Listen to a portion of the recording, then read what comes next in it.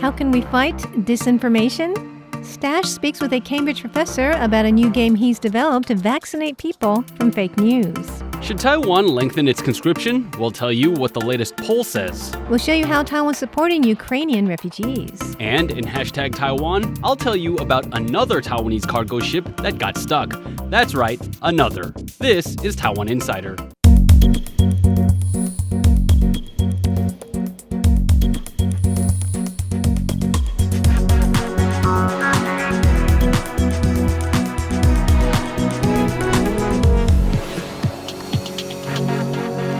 Misinformation. It's a hazard during a pandemic and a weapon of war. Before we look into how to deal with it, let's take a look at one way the Ukraine war is affecting Taiwan. This month, Taiwan called up military reservists to participate in a new intensive 2-week training program. The new regimen is twice as long as previous reserve training exercises. Taiwan has been strengthening its own defenses as aggression from China grows. The Russia-Ukraine war has escalated public fear that China will attack Taiwan. Some Taiwanese lawmakers want to extend the country's mandatory conscription service from 4 months to a year or longer. This month, Taiwan Strategy Research Association and TVBS conducted polls which show that 70 to 78% of respondents support lengthening conscription. Reserves officer Li Zhenlu says that this batch of reservists have scored high marks for their performance, indicating to him that their morale is high. Elementary school students are seen here cheering as reservists march by their school. The principal of Waisa Elementary School, Song Wei-jie, says Russia's invasion into Ukraine highlights Taiwan's need for strong defense measures. He says he wants to teach children the importance of Taiwan's military forces as they defend our nation. Taiwan and Ukraine are also dealing with a different kind of threat, disinformation. So how do we deal with it? Well, today, Staś Butler speaks with Cambridge professor of social psychology, Sander van der Linden. He's created games that kind of act like a fake news vaccine. We started this idea at first in the laboratory, and it was based on this principle of psychological inoculation. And so just as with the virus, where you expose people to a weakened dose or an inactivated dose strain of a virus, it turns out you can do the same with information.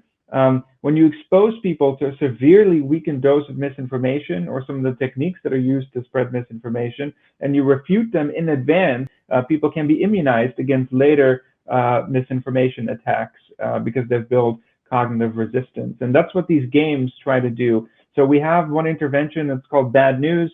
This is a very general intervention, and it's a simulated social media environment. So this is a very important part. So we simulate social media, in this case Twitter, so it feels like people are on social media, and then we expose them to weakened doses of some of the key strategies that are used to dupe people online. And the goal is to make use of these strategies in weakened form so that people learn what some of the techniques are that are used to dupe them. And so the point of the game is to try to gain as many followers as possible without losing any of your credibility by making use of weakened doses of some of these tactics. So what are these tactics? There are things like polarizing people. Discrediting is a technique that's often used in the spread of misinformation, conspiracy theories, emotions to manipulate people. And so people make use of these tactics. And the other is called Go Viral, which was done together with the UK government and the World Health Organization and the United Nations.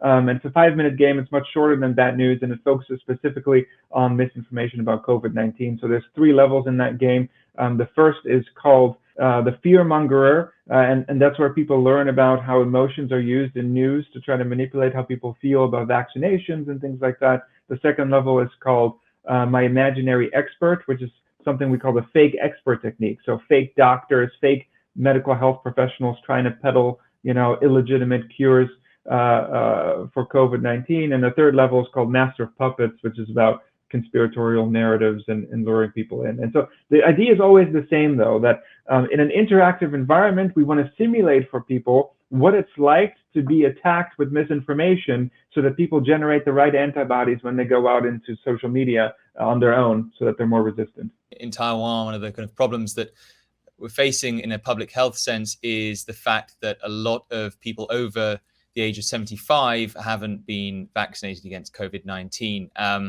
Only about 70% of people over the age of 75 are fully vaccinated in Taiwan. And when Taiwan began its vaccination campaign, a lot of people noticed that there was a fair amount of coverage, a fair amount of press emphasis, particularly because Taiwan was COVID-free at that point, on the side effects of vaccination and deaths that happened after vaccination, whether or not there was a link. It's been, almost a year now since Taiwan's vaccination campaign started. What would be your advice in this situation? And how can Taiwan help convince these people who haven't been vaccinated for months now to change their minds and get vaccinated now? It's important to try to distinguish legitimate concerns or misunderstandings from people who have been duped by misinformation, who believe in conspiracy theories. And generally what we find, though, is that you try to avoid challenging people directly on their beliefs. So instead of saying you're wrong or your beliefs are incorrect or you need to get vaccinated, what you want to do is a more indirect approach, is that you want to unveil the techniques of manipulation to people.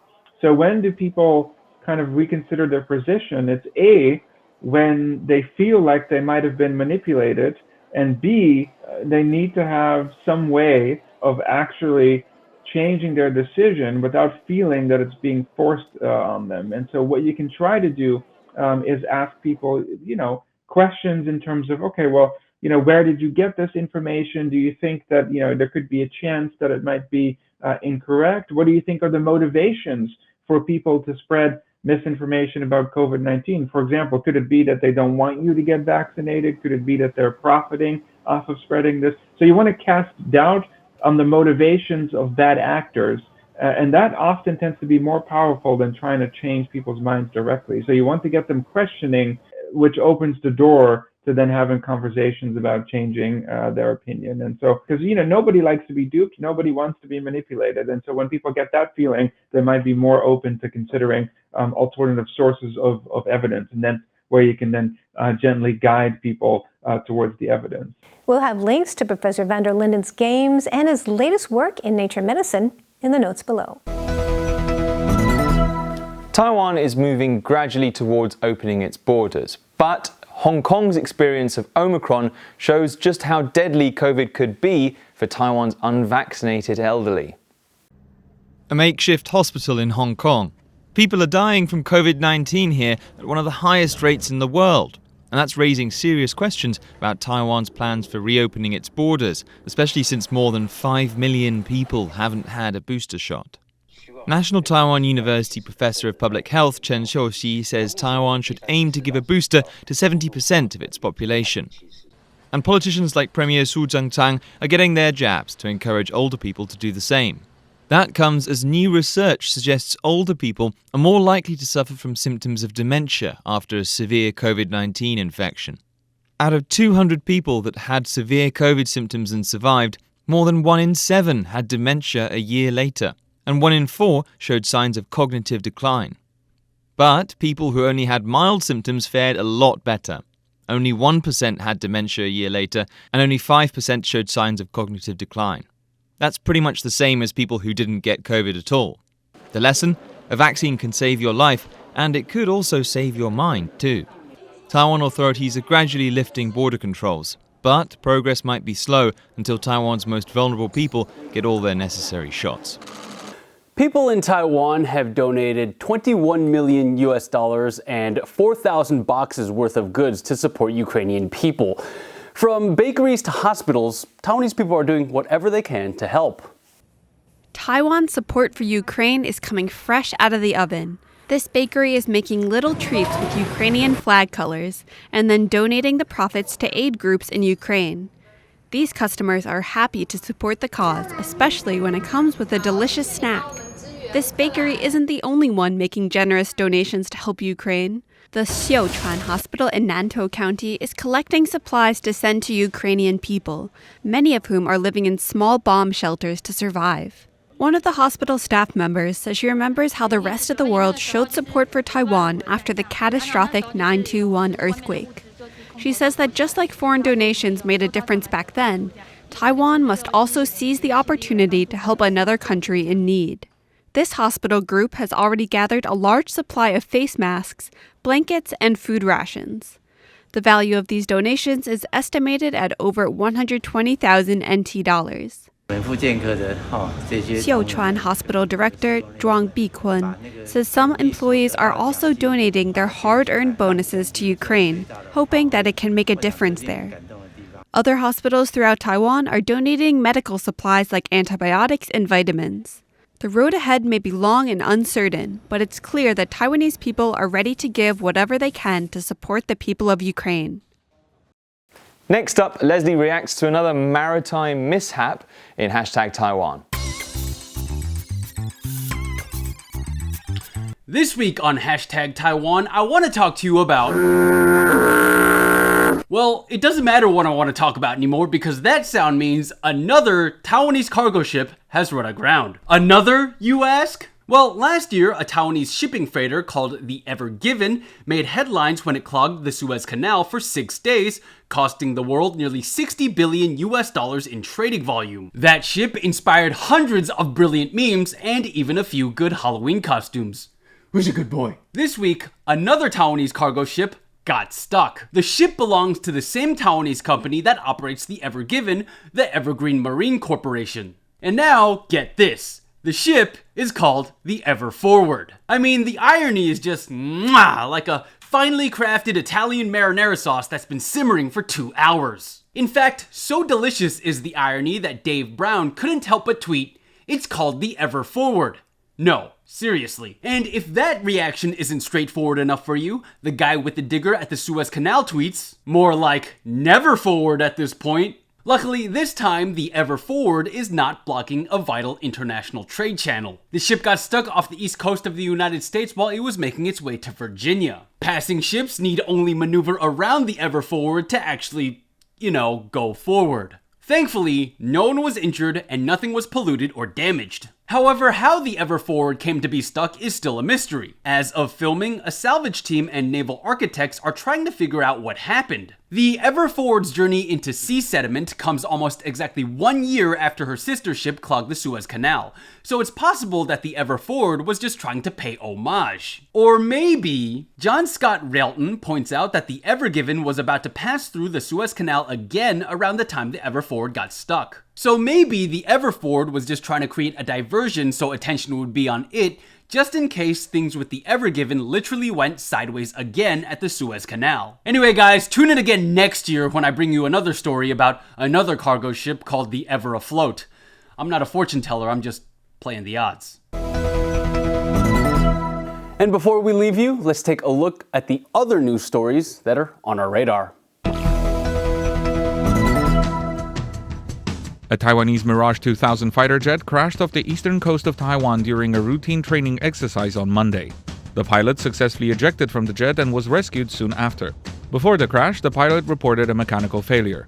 A preliminary report says this mechanical issue is probably the cause of the crash.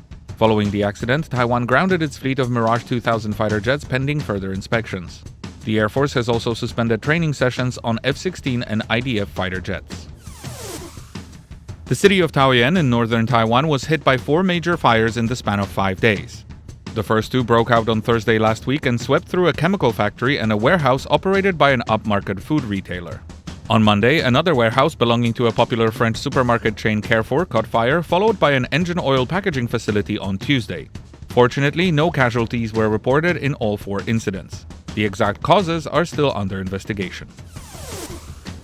The picturesque town of Jiaoxi in northern Taiwan is set to host a hot air balloon festival on March 26th. The chosen location is the scenic shore of Longtan Lake. Last year's event was cancelled due to the COVID-19 pandemic. The day's attractions will include 3 balloons over 7 stories tall, 5 smaller balloons, a light show, as well as musical performances. So we're back in the studio, and I thought those blue and yellow pastries were really cool. Here's the question for today. What is your favorite blue and yellow image coming out of Taiwan? Leslie, why don't you go? Yeah, so have a look at this picture, you guys. It's blue, yellow, but it's also got white and red. This is actually a thumbnail from a YouTube video that was made by Tatiana, who's a Ukrainian YouTuber in Taiwan. And when the war first broke out, she got her friend Sasha, who is Russian, to kind of talk about the war. And they were just saying like, hey, we're friends.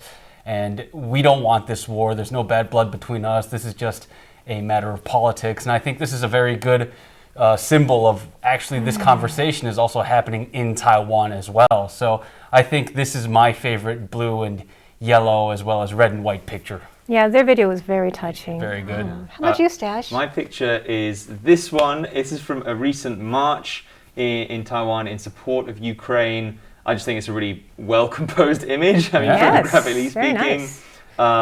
And yeah, I mean, all those Ukrainian flags showing people in Taiwan showing their support.